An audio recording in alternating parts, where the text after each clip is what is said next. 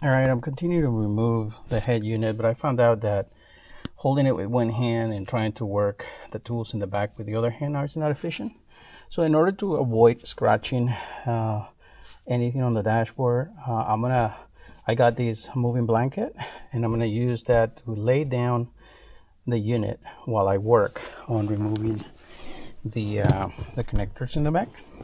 So you might not get a great view of it, but at least you get an idea of what I'm trying to do. So I'm laying it down here, and then while I'm holding it like that, I'm basically working the different pins in the back with this tool. So I'm using the little pointy area to leverage on the clips, to get leverage on the clips to pull them out.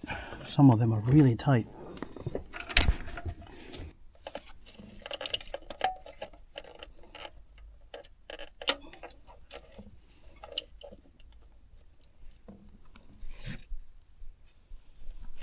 So you might be able to get a glimpse of what I've been doing with the tool. So basically I'm pressing down on the clips and then pulling.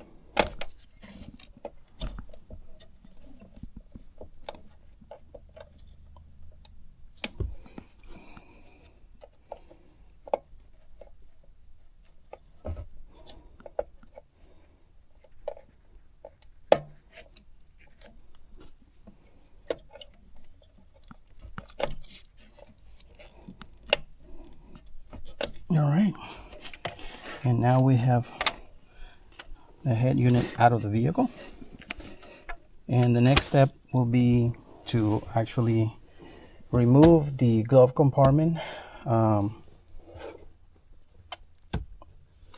to then be able to run the USB and 4G cables there. So I'm going to take care of removing that as well.